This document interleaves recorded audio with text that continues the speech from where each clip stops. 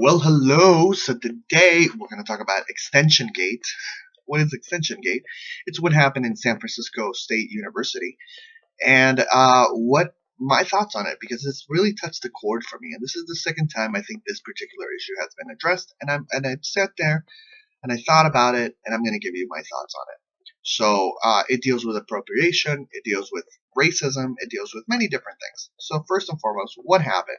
So there was a young white man wearing extensions, dreadlock extensions, and this black lady started arguing with him, and so they started arguing back and forth. She was like saying, "This is not," and you can watch the whole video right at the bottom, including at the bottom, where she's saying, "This is my culture. You don't get to do that, whatnot." And she physically assaults him, and she grabs him, and she pulls him.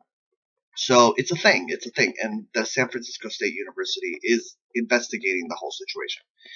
Now, when Rachel Dolezal, and if you don't know who Rachel Dolezal, she was the head of the NAACP in Spokane, Washington, and she um, basically got she left her position because people got really upset because she's a white woman who was passing as a black woman. She identified as a black woman, and her skin, I guess she had darkened it, or she had done something to her skin to darken it, and she was wearing her hair in a way that would signify that she might be from the black community. And she would even say, "Well, look at me. I'm like the black community, so I'm black, right?" And she wasn't. She genetically was not black. But this builds up a whole different issue.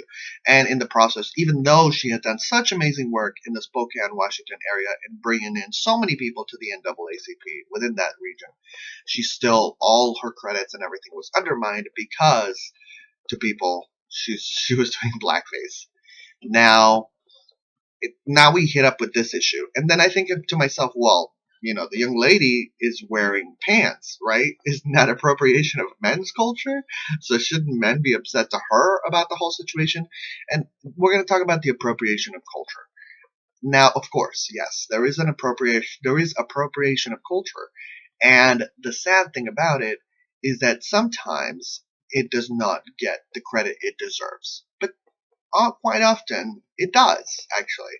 For instance, a lot of people understand that jazz, there was a lot of white jazz artists, but jazz is something that came out of black culture.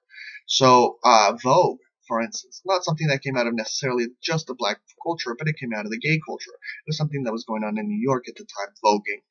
And Madonna used it in her video, and hence people were like, "What?" And so they looked into it, and Paris is Burning, an amazing documentary that has voguing in it. There's another documentary, I believe, but I think off the top of my head, I think Paris is Burning. So people wouldn't have known about these documentaries, or even have wanted to do the desire to make these documentaries, if the story wasn't kind of like, where did this come from? What's going on? Let's find out. So in regards to appropriation of culture, it's going to happen. I hope that the people who are appropriating it are responsible enough to be able to give credit where credit is due. But ultimately, either way, even if they don't, I think the people become educated and they find, oh wow, and it's keeping that culture alive. Actually, it's keeping the culture alive and allowing it to the roots. Ultimately, the question becomes, it's about division. It's about, we're all one. Ultimately, at the soul level, and we are all one. So, saying these things like, this is mine, and this is mine, this is for my culture, and this is for my thing, it separates us. And when it separates us, it hurts us. I think appropriating other people's cultures actually, in a way, it celebrates those cultures. It's not demeaning those cultures. Now, when things are appropriated in order to be made fun of, that's a whole different issue. But when they're being appropriated because a person genuinely loves it, then I think that's it's what is it? Imitation is the biggest sense of flattery. So, that's pretty much what it is. But I think there has to be education with it along hand, so that way people can be like, oh, it came from here, and okay, so then, and it allows the new artist to come in and be like, okay, well, for instance, I'm an artist. I make these, I don't know if you can see it, these little drawings, they're hiding everywhere. And I went to a museum and I studied different cultures. So I appropriated for different cultures in order to give a message, in order to give attention to these cultures. So that's why I did it. So what do you think about the whole situation? What are your thoughts on it? I don't. I think she, I'm curious. I'm curious, and this one goes out to Francesca Ramsey because I know that Francesca is really interested in these kind of conversations. So, I love you from a Francesco to a Francesca. I want to send you love and blessings and happiness, and thank you so much for everything that you share with us. And take care. Have a wonderful year, everybody, not just Francesca.